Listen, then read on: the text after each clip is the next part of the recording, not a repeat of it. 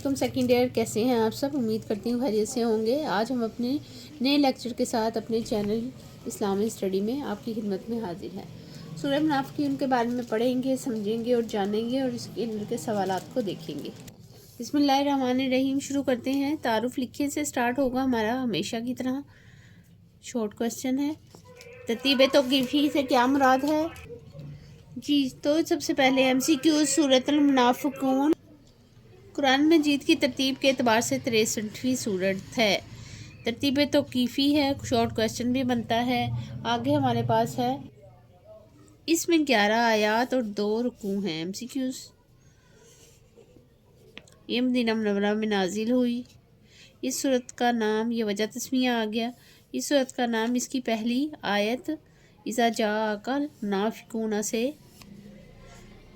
رسول اللہ تک ہے سے ماخوذ ہے۔ اس میں منافقین کے کردار اور بری صفات کا تذکرہ ہے۔ یہاں تک جو ہے یہ پیراگراف بھی بنتا ہے۔ اگر آپ اس کو بہت اچھے سے یاد کر لیں گے تو آپ کے لیے بڑا آسانی ہو جائے گی۔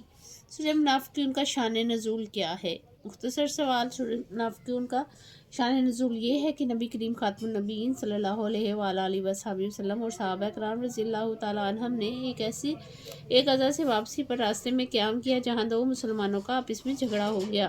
مہاجرین نے مدد کے لیے مہاجرین اور انصاری نے انصار کو پکارا۔ نبی کریم خاتم النبیین صلی اللہ علیہ وآلہ وسلم نے معاملہ رفع دفع کروایا۔ منافقین کے سردار عبداللہ بن ابی کو جب اس واقعے کا پتہ چلا تو اس نے کہا کہ جب ہم مدینہ منورہ واپس پہنچیں گے تو جو عزت والا ہے وہ ذلت والے کو باہر کرے گا، اور کہنے لگا کہ ان لوگوں پر خرچ نہ کرو جو اللہ تعالیٰ کے رسول خاتم النبیین صلی اللہ علیہ وآلہ وسلم کے پاس ہیں، یہاں تک کہ وہ ان کے ارد گرد سے منتشر ہو جائیں۔ حضرت زید بن ارقم رضی اللہ تعالیٰ عنہ فرماتے ہیں کہ یہ سن کر میں رسول اللہ خاتم النبیین صلی اللہ علیہ وآلہ وسلم کے پاس آیا اور آپ کو یہ بات بتائی۔ آپ خاتم النبیین صلی اللہ علیہ وآلہ وصحبہ وسلم نے عبداللہ بن ابی کو بلا کر پوچھا تو اس نے قسم کھا کر کہا کہ اس نے ایسا نہیں کہا۔ لوگ کہنے لگے کہ زید نے رسول اللہ خاتم النبیین صلی اللہ علیہ وآلہ وصحبہ وسلم سے جھوٹ بولا ہے۔ مجھے لوگوں کی باتوں سے بہت تکلیف پہنچی ہے، یہاں تک کہ اللہ تعالیٰ نے اذا جاءک المنافقون میں میری تصدیق فرما دی۔ صحیح بخاری کی 4903 پہ یہ حدیث ہے۔ ٹھیک ہے، یہ شان نزول ہے اور یہ آ جاتا ہے تو آپ نے اس کو لکھنا ہے ایز اٹ از ہی۔ اس میں کچھ سوالات بھی ہیں کہ جیسے آپ پیچھے پڑھیں گے ایکسرسائز میں تو آپ کو یہ سارے سوالات کا آنسر کافی اس میں سے مل جائے گا۔ 2 سوالات ہیں اس میں، ٹھیک ہے۔ آگے ہے، اس کی اہمیت بیان کیجیے۔ حضرت ابو ہریرہ رضی اللہ تعالیٰ عنہ بیان فرماتے ہیں کہ میں نے نبی کریم خاتم النبیین صلی اللہ علیہ وآلہ وصحبہ وسلم کو جمعہ کے دن ان 2 صورتوں سورۃ الجمعہ اور سورۃ المنافقین کی تلاوت کرتے سنا۔ صحیح مسلم میں 877 پر یہ حدیث موجود ہے۔ مرکزی موضوع جو ہے اس کا، سورۃ منافقین کا مرکزی موضوع منافقین کی عادات، نفاق کے اسباب اور نفاق کی سزا کا بیان ہے۔ ٹھیک ہے، آگے ہے بنیادی مضامین لکھیں، یہ آ جاتا ہوتا ہے۔ بنیادی سورہ منافقون کے آغاز میں منافقین کا کردار بیان کرتے ہوئے ذکر کیا گیا ہے۔ یہ منافقین کا کردار جو ہے اس میں ہیڈنگ ہے کہ وہ جھوٹ بولتے ہیں، جھوٹی قسمیں کھاتے ہیں اور جھوٹی قسموں کو اپنے لیے بطور ڈھال جو ہے وہ استعمال کرتے ہیں۔ یہ نہ صرف خود صراط مستقیم سے دور ہوتے ہیں بلکہ دوسروں کو بھی سیدھے راستے سے دور کرتے ہیں۔ ان کی اس کردار کی وجہ ان کا نفاق ہے۔ منافقین کے کردار کی کیا وجہ ہے؟ ان کا نفاق ہے۔ ٹھیک ہے، ایم سی کیوز، کچھ سے سوال بھی ہو سکتا ہے۔ جب انہوں نے اسلام قبول کرنے کے بعد کفر اختیار کیا تو اللہ تعالیٰ نے ان کے دلوں پر مہر لگا دی، لہٰذا یہ خوشحال صاحب حیثیت اور فصیح اللسان ہونے کے باوجود بھی کھوکھلی لکڑیوں کی مانند ہیں، ان سے ہوشیار رہنے کی ضرورت ہے۔ اس صورت میں منافقین کی حد سے بڑھتی ہوئی شرارتوں کی وجہ سے نبی کریم خاتم النبیین صلی اللہ علیہ وآلہ وسلم کو ان کے لیے دعائے مغفرت سے منع کیا گیا۔ سورۃ المنافقین کے آخری حصے میں اہل ایمان کو کیا تنبیہ کی گئی ہے؟ اب یہ جو ہے یہ بھی مختصر سوال ہے تو یہ آپ لکھیں گے کہ اولاد اور مال کی محبت تمہیں ذکر الہی سے غافل نہ کر دے، کیونکہ ذکر الہی سے غفلت دنیا اور آخرت میں خسارے کا باعث ہے۔ اہل ایمان کو موت سے پہلے اللہ تعالیٰ کی راہ میں خرچ کرنے کی تلقین کی گئی ہے۔ انفاق فی سبیل اللہ کی فضیلت کے بارے میں کوئی آیت کا ترجمہ لکھیں تو آپ یہ لکھیں گے۔ مختصر سوال میں آ جائے گا، یہ مختصر جواب کہہ لیں، سوال کہہ لیں۔ وہ جو رزق ہم نے تمہیں عطا کیا ہے اس میں ہماری راہ میں خرچ کرو، اس سے پہلے کہ تم میں سے کوئی کسی کو موت آ جائے تو اس وقت وہ یہ کہنے لگے کہ اے میرے رب، تو نے مجھے تھوڑی مدت کے لیے اور مہلت کیوں نہ دی کہ میں خوب صدقہ کرتا اور نیک لوگوں میں سے ہو جاتا۔ ٹھیک ہے، یہاں تک اس کو ہم نے کیا، اور آگے ہمارے پاس جو ہے اس کی کریں گے، ایکسرسائز کی طرف بڑھتے ہیں۔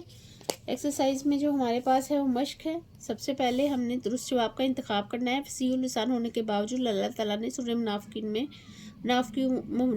میں منافقین کو کہا ہے کھوکھلی لکڑیاں۔ منافقین اپنے لیے بطور ڈھال استعمال کرتے ہیں جھوٹی قسموں کو۔ اکثر جھوٹا انسان جو ہوتا ہے بہت قسمیں کھاتا ہے۔ ٹھیک ہے، حضور نبی کریم خاتم النبیین صلی اللہ علیہ وآلہ وصحبہ وسلم سورہ جمعہ اور سورہ منافقون تلاوت فرماتے تھے جمعہ کے دن۔ سورہ منافقون کی آیات کی تعداد ہے 9، 10، 11 یا 12، 11۔ عبداللہ بن ابی کے منصوبے کو نبی کریم خاتم النبیین صلی اللہ علیہ وآلہ وسلم کے سامنے ظاہر کیا گیا۔ زید بن ارقم رضی اللہ تعالیٰ عنہ نے مختصر جواب دیں۔ ٹھیک ہے، یہ آگے ہمارے پاس سورہ منافقون کا شان نزول تحریر کریں۔ شان نزول میں سارا ہم لکھیں گے، یہ والا یہاں سے لکھیں گے اور یہاں تک لکھیں گے۔ ٹھیک ہے، یہ 2 لائنیں لکھیں گے ہم، دیکھ لیں آپ غور سے۔ یہاں سے سورہ منافقون کا شان نزول یہ ہے، سے لے کے معاملہ رفع دفع کروا دیا، یہاں تک آپ اس کو ایڈ کریں گے۔ نیکسٹ پہ ہمارے پاس جو ہے سورہ منافقین کا مرکزی موضوع تحریر کریں۔ مرکزی موضوع یہ ہے سورہ منافقین کا مرکزی موضوع منافقین کی اعداد، نفاق کے اسباب اور نفاق کی سزا کا بیان ہے۔ ٹھیک ہے، آگے ہمارے پاس ہے مہاجرین اور انصار کے باہمی اختلافات کو عبداللہ بن ابی نے کیسے بڑھایا۔ مہاجرینوں کے کیسے بڑھایا، یہاں سے ہوگا یہاں تک۔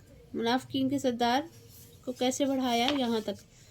ٹھیک ہے، یہ تیسرا ہے یہاں سے لے کر یہاں تک کا۔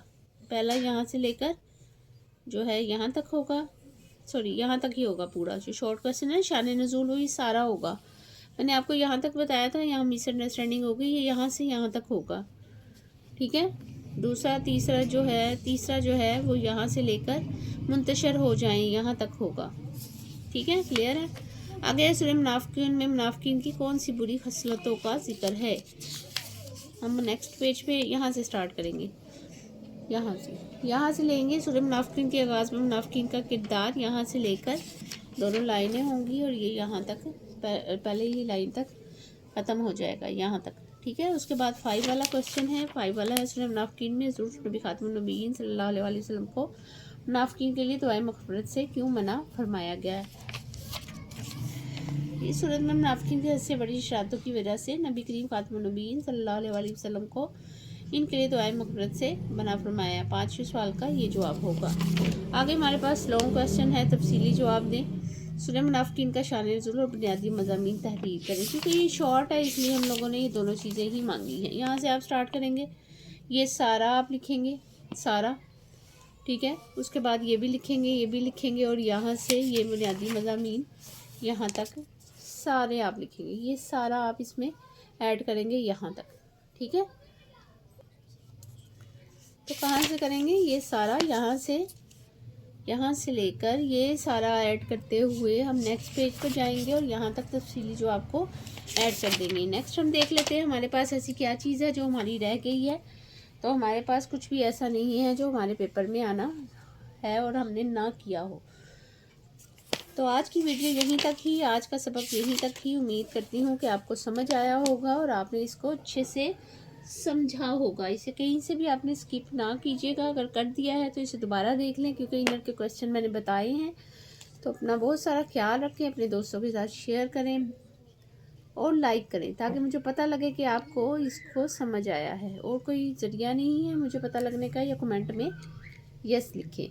ٹھیک ہے، تاکہ یہ مجھے پتہ لگ جائے آپ کو سمجھ آ گئی ہے۔ پھر کوئی اور وے انسان نکال لیتا ہے، اگر آپ کو سمجھ نہیں نہ آئی تو اپنے دوستوں کے ساتھ شیئر کریں اور اس کی بیل آئیکن کو سبسکرائب کرتے ہوئے پریس کر دیں تاکہ ہر نئی آنے والی ویڈیو آپ تک پہنچ سکے۔ اپنا بہت سارا خیال رکھیں، نیکسٹ ویڈیو میں نیکسٹ لیکچر کے ساتھ آپ کی خدمت میں دوبارہ سے اپنے یوٹیوب چینل اسلامیہ اسٹڈیز میں حاضر ہوتے ہیں. تب تک کے لیے اللہ حافظ.